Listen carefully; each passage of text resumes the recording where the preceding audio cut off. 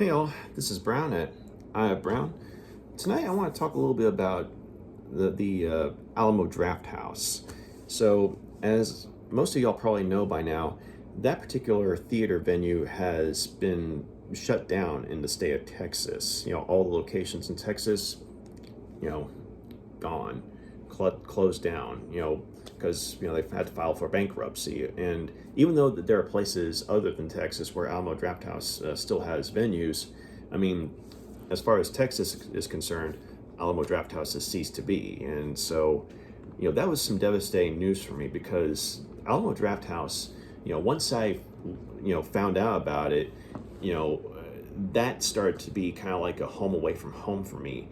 Or if I didn't go there on a regular basis, I made a point to go there if I was going to go see a movie. Because prior to that, I'd be going to AMC, say over on Firewheel, but then one of my friends who worked at a comic book shop at the time, a place called Comic Book Craze, which sadly isn't there anymore, invited me to, come see the first Deadpool movie with him and some of his friends.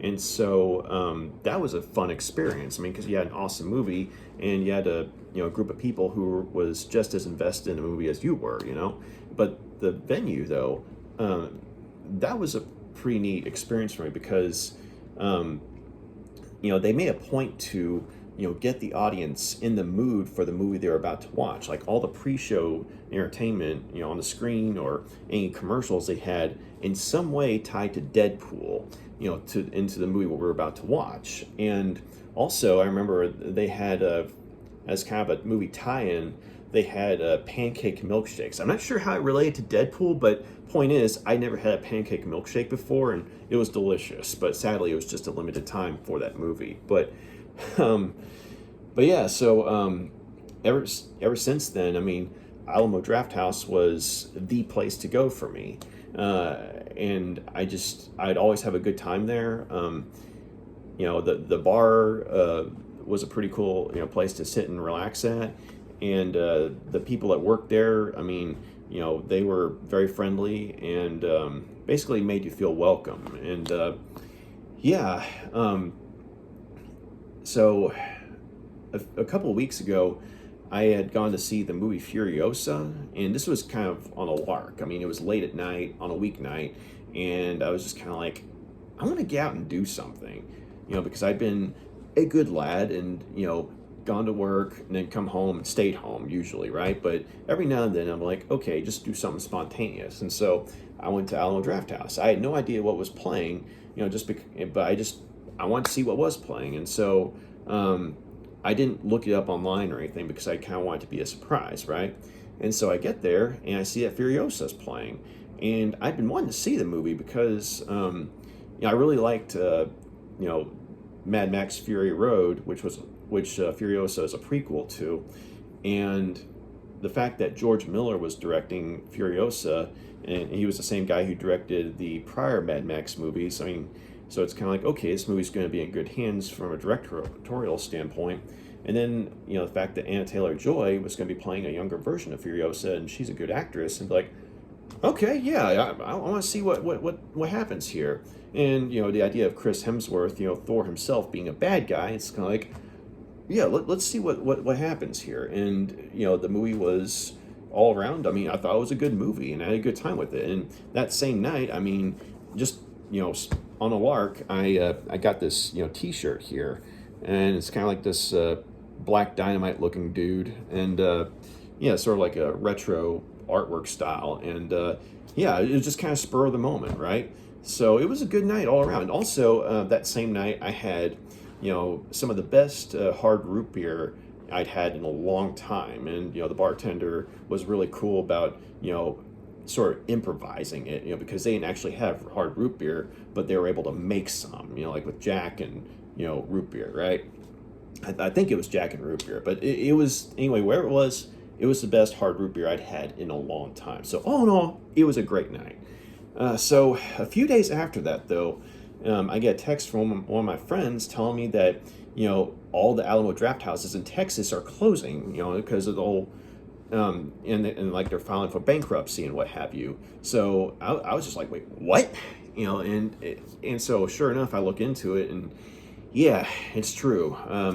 If you're in Texas, Alamo Drafthouse has ceased to be, as far as I know. And so even though there are other locations in places other than Texas, you know, Texas is now without Alamo Drafthouse. And that was just some devastating news for me because, that was, for me, the place to go if you're going to go see a movie. And I know people are going to say, well, AMC's bigger, there's more amenities and all this stuff. And it's like, thing is, you know, Alamo Drafthouse, they may have been a smaller venue, but thing is, they went out of their way to get the audiences invested in what they were about to watch, like the advertisements, the pre-show screen entertainment and what have you. It all tied into whatever they're about to see.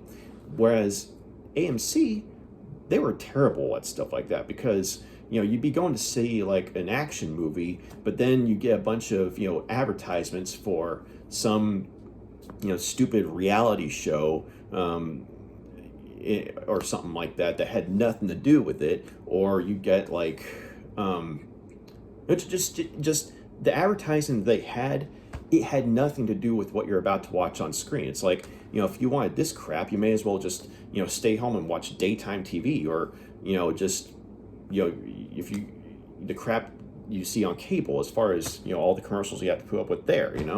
And so it's like, for me at least, I don't know, maybe it's just me, but for me, that just took me out of the experience. And it's like, you'd show up for the movie at AMC, right? And you'd get there early, so you could get a good seat and everything, because this was prior to, them having select seatings. Like when you show up at a theater, you pick your seat, prior to going into the theater. Well, this was, basically, you show up early, so for sure you're going to get a good seat, right? So good news is you probably get a good seat. Bad news is you have to sit through 4 days worth of advertisements that have nothing to do with what you're about to watch. And for me, I'm just kind of like, come on, can we get to the movie, please? So then you take that and compare it to the experience at Alamo Drafthouse. Okay, so Alamo Drafthouse, they have the thing where you before you go into the theater, you pick the seats there. You're shown the seats that are available, and you choose which one you want to sit in, right? And so you get there, and the stuff that they're playing on screen, it actually involves the movie somehow. And maybe it's cheesy, maybe it's cool, but in some way it gets you in the mood for whatever it is that you're about to watch. And Alamo Drafthouse does just such a great job of that. And the people are always friendly, and it just, the employees, and the food was okay, but the point is, the venue was amazing. And also, they had some of the coolest posters, coolest movie posters that I remember seeing. Like, one of my favorites was for Albert Pion's The Sword and the Sorcerer. I'd always loved that, movie poster, but, seeing it, in one of the hallways, in its, giant glory, it was just like, I love this, And of course, you also had, some exploitation movie posters, like some Bruce Lee knockoffs, or a couple of Burt Reynolds movie posters from the 70s. And so you have this sort of, retro, grindhouse vibe to them. But then you'd have some posters for like, I think it was Return of the Ninja, or Revenge of the Ninja, or something like that, which I don't know if it was actually a good movie, but it was a cool movie poster. And then you had like Nightmare on Elm Street 2, the poster for that, the one where Jesse's holding his lady friend, but he's looking in the mirror, because they're in the bathroom, and he's looking in the mirror, and he sees this Freddy Krueger skeleton looking version of himself looking back at him, and like you see this, eerie, landscape behind that reflection, with like this, dead tree being struck by lightning and this bird, flying up from it. And I always loved that poster. I mean, say what you will about the actual movie, but that poster I thought was, one of the coolest horror movie posters I'd seen, right? And so seeing it at Alamo Drafthouse, like you come into the entrance and you look to your right, and that's one of the first things you just see, and you're like, all right, And I remember one of my other favorite posters was for a movie I have not seen as of yet, but it was an 80s movie called Space Hunter Adventures in the Forbidden Zone. And like you see this blue spaceship, flying towards a planet, and it's shown from the back. So you see the engines, facing you while the rest of the ship is away from you, right? But it was a pretty cool poster. I liked it. It was like Space Hunter Adventures in the Forbidden Zone in 3D. So I mean, yeah, it's like the memorabilia they had. They cared about getting the audience in the mood for just having a good time and watching a movie on the big screen. And they also enforced the no talking during the movie rule, or no getting on your cell phone during the movie rule. They were pretty serious about that, and I appreciated that, because if you're trying to see a movie on the big screen, or just see a movie in general, and there are people near you who are on their phone tweeting, texting, taking selfies, or having a full-on conversation, it's very frustrating. If you're paying good money to see a movie and be engrossed in it and get lost in the world you see on screen, and some moron sitting next to you or near you basically monopolizing the attention that you're trying to devote to the movie, I mean, that's a very frustrating experience, right? And AMC, there have been a few times where they were not good at enforcing that, but more than a few, I should say. The Alamo Drafthouse, they put a stop to that every time. That I didn't see it happen every time I went there. In fact, it didn't happen much when I went there, but the few times I did see something like that happen, the staff were like, okay, one morning you're out. And usually the people would comply after that, but sometimes there'd be people who were pretty stupid and didn't take it seriously, and then sure enough, like, okay, you had your warning, out. So yeah, they were pretty serious about the audience being able to enjoy the movie free of distractions from someone who was inconsiderate. But so yeah, it was a cool place to get lost on screen for a few hours. And yeah, it's just a home away from home for me, and a lot of other people too. And one of the other experiences I remember is I had gone to a comic book convention, or it was either a comic book convention or a sci-fi convention, one of the two. Point is, it was a convention, and Lori Petty was there. And a funny thing is, I had just seen an episode of Gotham that she guest starred in, and so it's like I recognized her, but I was embarrassed to tell her that I had not seen the movie Tank Girl, which is one of the things she's best known for. And I mean, I certainly knew of it, but I didn't know much about it, and I had never gotten around to seeing it, which is ironic because, I mean, I'd seen movies like Judge Dredd, The Mask, and, Teenage Mutant Ninja Turtles, right? And The Crow, but I hadn't seen Tank Girl. And so she's like, "You're kidding me." And I'm like, "Yeah, I'm so sorry." and kind of like, by way of apology, I bought this, nice, picture of her from the movie where she just looks gorgeous, right? But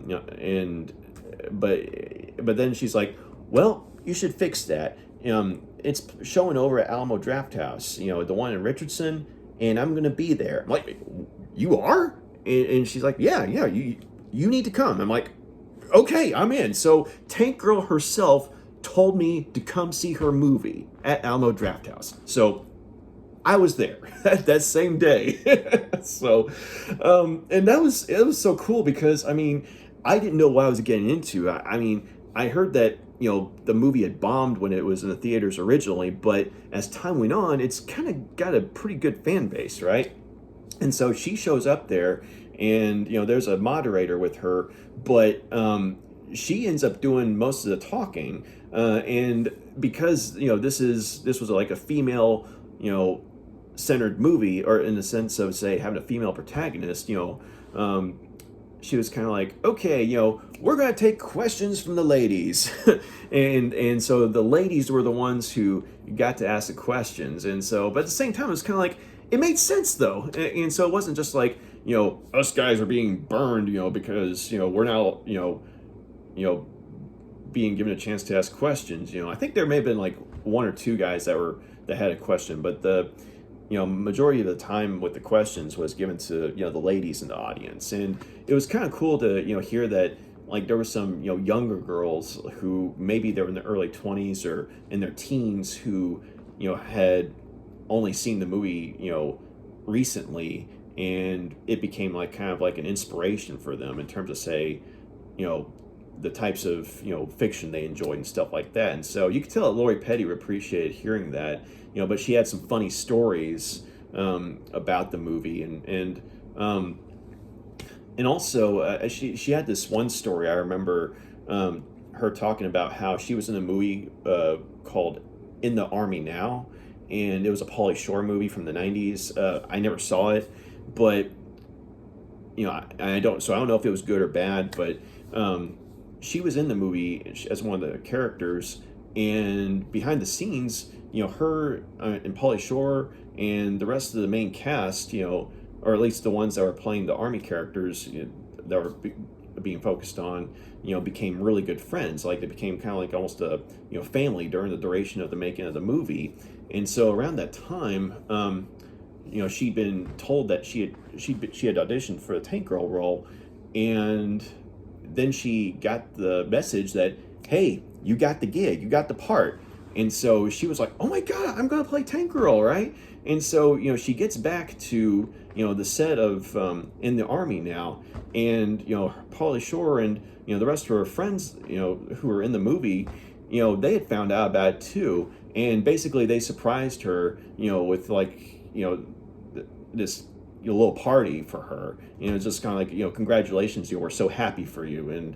And so it's like, that was a nice little, story, and you could tell it meant a lot to her, so it was a bummer to find out that the movie, bombed when it first came out, but, just seeing the amount of enthusiasm that she still has for the part, that she played, and the fact that she had some, wonderful memories, associated with it after all this time, it was touching. It really was. And so once they actually, played the movie, I was impressed. I mean, I had never seen the movie before up until that day, and I thought it was pretty cool. I mean, it was definitely not something it wasn't. I didn't know what to expect, but it just, it was definitely, something that was original, and I, thoroughly enjoyed it. And I remember there was a moment where Lori Petty, so after she had done, the Q&A with the audience, she stayed to watch the movie for a little bit, but then, she's like, hey, I'm gonna go, get something at the bar, but y'all enjoy the movie, y'all enjoy see me kicking ass. And so the audience was like, yeah, and so she leaves, during part of the movie, right? And I'm thinking, oh, maybe she's got another, screen to go to or something like that. But no, apparently she had stayed there. It just, she'd gone to, get something to eat, talk to some people. And so at one point she came back in just to see what was going on the movie, right? And she sees herself on screen. She's like, damn, I look good. And she said, like, shouted it to where everyone could hear it. And the audience just lost it. so yeah, that was an awesome time. So that's like, two, wonderful experiences I had, or I should say, three wonderful experiences I've had. I mean, there was, my first time, seeing, seeing Deadpool, and then, seeing Tank Girl, and then my last experience, seeing the movie Furiosa. But in between those times, though, in between, say, Tank Girl and Furiosa, I certainly went to Alamo Drafthouse, more, several more times. And like one time, I took my my younger brother to see the Halloween movie, the one where it's like a semi reboot in the sense that it only followed the first Halloween movie and it ignored the sequels in between. But it was the first Halloween movie that either of us had seen on the big screen, and it turned out to be an awesome movie. And I remember, like, one of the gags they had for, or promotions they had for the movie was like they had like a replica of the closet door that Jamie Lee Curtis was hiding, behind in the first movie, where Michael Myers is, smashing through it, trying to, get to her, right? But it's like this mannequin of Michael Myers, but of course it looks like him, and his hands, out like this. And so my brother and I took a few photos wherein, like, we were making it look like, he was attacking one of us while the other one was, trying to, fight him off to save the other, right? And we sort of like, switched back and forth. So it's like, both of us, had a picture or two where we're being attacked by Michael Myers, while the other one's trying to fight him off. So, and that was just a fun time. And it was a pretty cool horror movie. And, it was really neat to see a Halloween movie on the big screen. And of course, this being a horror movie and a well done one, I mean, the ambience, made certain scenes stand out more with the sound design. So you're like, whoa, jumping out in your seat, even though you could tell something's about to happen, because of all that noise, the way the noise carries in the theater, you definitely tended to jump a lot more. Like when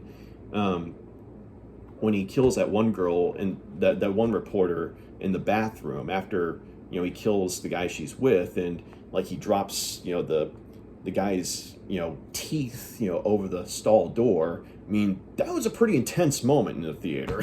So, or like when, or when, Jamie Lee Curtis, Laurie Strode, when she, sets that death trap for him, at the climax of the movie. I mean, that was pretty awesome to see on the big screen. Plus, hearing John Carpenter's, score. I mean, you've seen Halloween, I'm talking about, right? But yeah, that was just another fun experience. And then let's see, another time I took my mom to see the first Wonder Woman movie with Gal Gadot, and that was an awesome movie too. And my mom, she was a fan of the Linda Carter TV show from when she was younger, and so she was really excited to see this particular Wonder Woman movie. And she was excited about it also because Gal Gadot and some of the other people had actually done some research apparently on the Amazonians, like real life Amazonian tribes and what have you, or groups. And they were, and she'd read up, mom had basically read up on some of the stuff that Gal Gadot was talking about, some of the stuff that she had learned, right? And so mom was definitely enthusiastic about seeing the movie, even though that like she wasn't really familiar with the connections with the other DC movies. I mean, she was excited to see Wonder Woman on the big screen. And so it was either her birthday or Mother's Day, one of the two, but I took her to see that movie. And ironically, up to that point, it turned out to be the best new DC movie that I'd ever seen.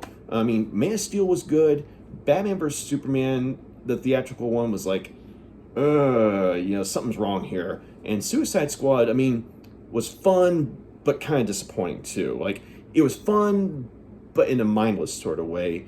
And it's like, if you're a fan of the comic book, it's kind of like, they could have done much better, right? And I'm talking about the David Ayer one. I mean, no offense to David Ayer, because I've seen some stuff where he's done some good movies, right? But the Suicide Squad, that could have been a better movie. So it was like 3 DC movies. Like, first one's good, Man of Steel, right? But then the second and third movie to come out of them, not so much. And so with Wonder Woman being the fourth, it's like, fingers crossed, please be good, please be good. And it turned out to be, in my opinion, the best one up to that point, and mom really enjoyed it. And so and I thought I did a good job of, basically just, even if you weren't familiar with, say, the goings-on in some of the previous movies, I mean, they did a good job of, basically keeping you invested in that particular story. And so, and of course, this being Alamo Drafthouse, they had a bunch of Wonder Woman related stuff, prior to the movie showing, and Mom got a kick out of some of the stuff that she saw. Like, they had Wonder Woman TV shows from other countries that you saw clips from, and she's like, "Oh, cool! I didn't know they did that," and all this stuff. So yeah, I mean, it was a nice time. And then I remember another time, I met my dad and stepmom uh, over at Alamo Drafthouse, so the three of us could go see the movie Logan, the Wolverine movie, and definitely the best turn by Hugh Jackman as Wolverine. But that was an experience, because I'd seen it, and I knew that this was going to be a violent movie because it was rated R. But when I saw it by myself, it was the first time. I'm just like, whoa, because I mean, they pulled out all the stops in terms of, say, showing exactly what Wolverine's claws are capable of doing to another person. And of course, both he and Patrick Stewart were both great as respectively Logan and Professor Charles Xavier. And I forgot the actress's name who played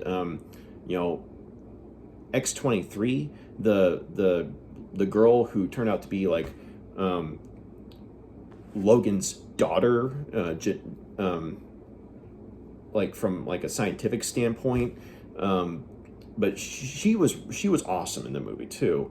And I remember like the audiences loved her character, but I mean there were so many points in that movie where the audience was like cheering Logan on or horrified at something happening to him or things like that. And then there'd be unexpected moments of comedy. So it's like you had that sort of audience enthusiasm that you expected from, say, other movies at Alamo Drafthouse. But with Logan, though, I mean, it was different because at this point in time, it was supposedly Hugh Jackman's final shot at playing Wolverine. And so yeah, he made it count.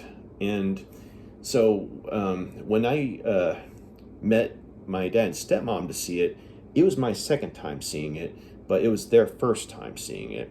And I was trying to tell them ahead of time. It's like, hey guys, just so you know, because they'd seen the other X-Men movies, right? I was telling them, okay, those were PG-13.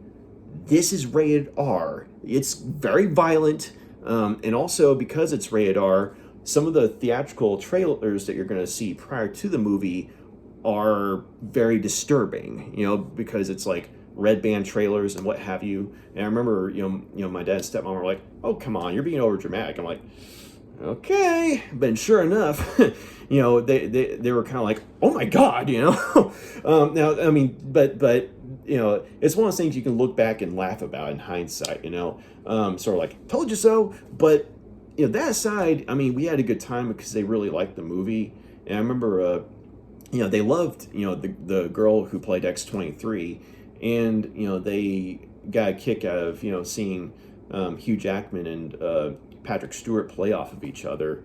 And they liked the movie though, so it was a good experience for them too. But I just remember that bit about, tried to tell you guys. So and then like there were two other good experiences I had that kind of stand out for me. Is there were two girlfriends I took on a date there. One of them, Melissa, she and I went and saw the movie Shazam, and that was a fun time and a wonderful date. And then fast forward later, my girlfriend Dana and I went and saw the Top Gun movie, Top Gun Maverick with Tom Cruise. Excellent movie. With respect to the original, it blows that one out the door, and it was definitely a sequel that was better than the original in just about every way, in my opinion. But yeah, Dana and I were both like, this is a damn good movie, right? And of course, I mean, there was a lot of stuff, leading up to the movie or before the movie started, where they were showing like a bunch of stuff from like the 80s that tied into the movie, and like it was just it was really charming. And some of it was cheesy, mind you, but a lot of it was like, oh, that's really cool, And I remember like they showed like a trailer for Iron Eagle, which was another '80s fighter plane movie, jet fighter plane movie, and I remember like there were people in the audience they're like, "Oh, dude, Iron Eagle!" And so I've never seen Iron Eagle, but I mean it's like it's one of those movies that came out in the '80s, and so it's like Iron Eagle, Top Gun. The Flight of the Intruder, things like that. Except Flight Intruder, I think was like maybe on the tail end of the '80s or right, maybe right when the '90s were beginning. But just yeah, like once again, Alamo Drafthouse provided a wonderful experience, for the whole screening of Top Gun Maverick, and it was pretty cool, to see Tom Cruise actually having a message for the audience prior to the movie starting, just basically, thanking them, sincerely for coming to see the movie, because, he was going out of his way to sing the praises of all the people that were involved in the movie, both like say in front of the camera and behind the camera. But he's like, most of all though, just thank you guys, it's you, the audience, for coming out here, to see the movie in the theater, because basically that's the best way to do it, And so I think that that message, it wasn't just at Alamo Drafthouse, the Alamo Drafthouse screenings of the movie. I think it was at the other venues as well. But seeing that type of message, in that type of venue of Alamo Drafthouse, kind of made it stand out more, and it meant a lot more, because it's like, when someone involved in a movie is actually taking the time to thank the audience, and if they've been a regular audience of this particular venue, I mean, that means a lot. So yeah, just all around, I had some wonderful experiences there. And of course, I saw movies by myself there, several times, but whenever I was with someone, whether I was bringing them to a place or meeting them there, we all had a good time. And so just lots of good memories, for me that were associated with Alamo Drafthouse. And I find it, ironic that, I was probably one of the, last customers the place ever had.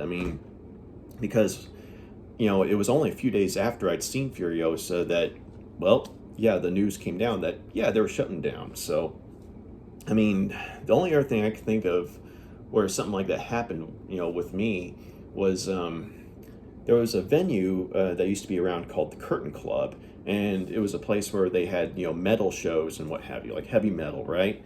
And so, one of my friends, a guy named Chris Smith, he and I went to high school together, and he was in a band called the Razorblade Dolls, and and he basically invited me to come see him and his band play over at the Curtain Club, right? And so I'm like, okay, yeah, and this was like spontaneous, right? So I kind of like going to see Furiosa spontaneously.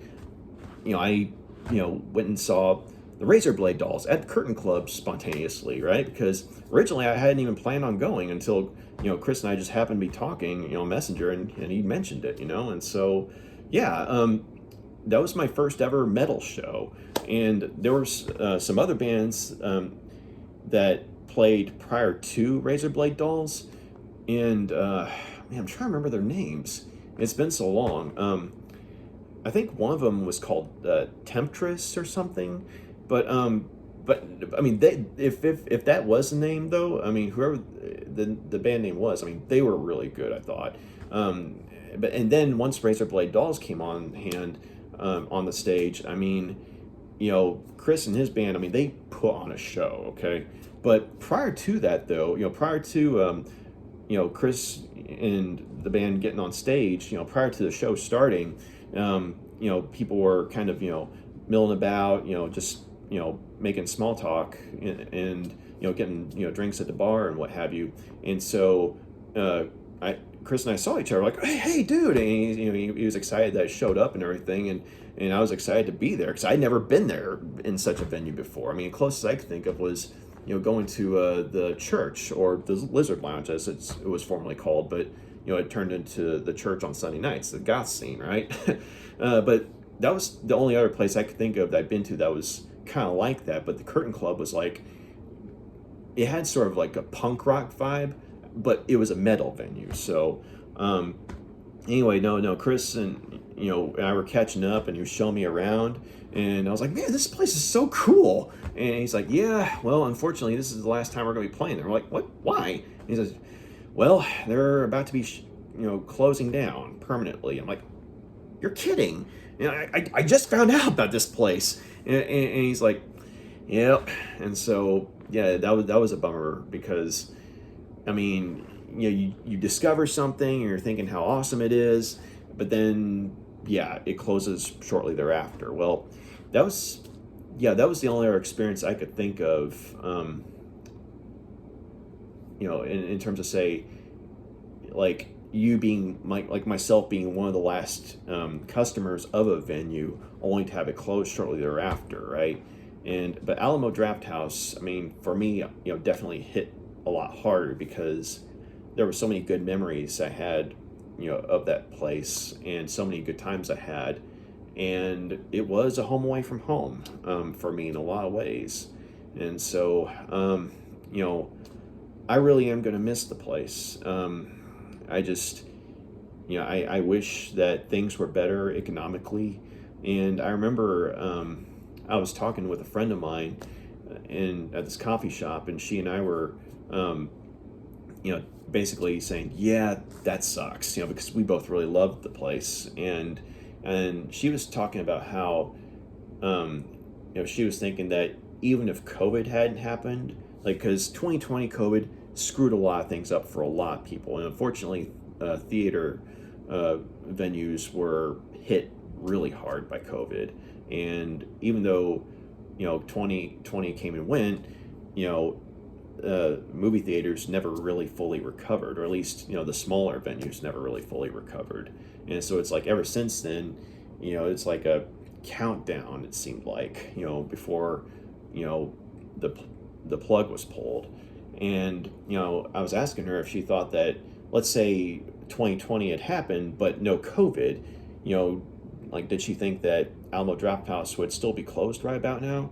And she was thinking that it probably wouldn't be closed now, but it probably wouldn't be a whole lot longer before it did close down, because she had noticed that, even say, shortly before COVID, some of the times that she went there, like, she'd be seeing a movie that, would be like an awesome movie, and you're thinking the theater's going to be packed, right? But it'd be like only a few people in there, and she's like, what's going on here, And so yeah, we were just talking about our own ideas as to why that was, like why places like AMC are still thriving, whereas places like Alamo Drafthouse are not. And she had a good analogy for it. She's like, AMC is the Starbucks of movie theaters. Like, you come in, you see a movie, and then you leave, right? Whereas places like Alamo Drafthouse, you come in, you see the movie, you get lost in the best way possible in the world on screen. And I thought that was a pretty good analogy. But it's like, or it's like, Starbucks, you have the drink, maybe you talk with someone for a little bit, then you leave. But on the other hand, there's a coffee shop like PJ's or Native Coffee Co., where you come in, you have a drink, and you sit down, you relax, you take a break from life for a while and enjoy yourself. So AMC was the PJ's and Native Coffee Co. I'm sorry. Alamo Drafthouse was the PJ's and Coffee Co., whereas AMC was a Starbucks. And so, unfortunately, I mean, yeah, we're stuck with Starbucks now in terms of, say, movie theater venues. So, but, if you had an opportunity to go to Alamo Drafthouse prior to it closing down, I mean, hats off to you. I mean, I'm guessing y'all had a good time if you did. At least I hope you did. You probably did. But I'm certainly glad to have experienced the venue as often as I did. And, I'm gonna miss it. So, uh, yeah, thank you very much for taking the time to listen to me talk about Alamo Drafthouse and my memories of it. And I mean, yeah, thank you. And here's hoping that we're not stuck with just AMC when it comes to, say, going to see a movie on the big screen. Let's hope that something better comes along that maybe has a similar approach, but just does better like a similar approach to Alamo Drafthouse, but maybe does better economically. But has that same welcoming vibe of, hey, let's get you ready for the movie. Let's get you in the mood. And they don't play a bunch of stuff that has nothing to do with what you're about to watch. But yeah, I just wanted to talk a bit about that and share my thoughts. And yeah, R.I.P. Alamo Drafthouse. You were one of the best. One of the best places to go to for seeing a movie on the big screen. So yeah, thanks for taking the time to listen to this, and y'all have a good night. Take care. Or if y'all got any stories to tell about it, anything you want to, any good memories you have of the place, feel free to drop a line in the comments section. I'd love to hear it, from other, moviegoers. See what their experiences were like with Alamo Drafthouse. But all right, well, y'all have a good night. Take care. Stay safe. Bye.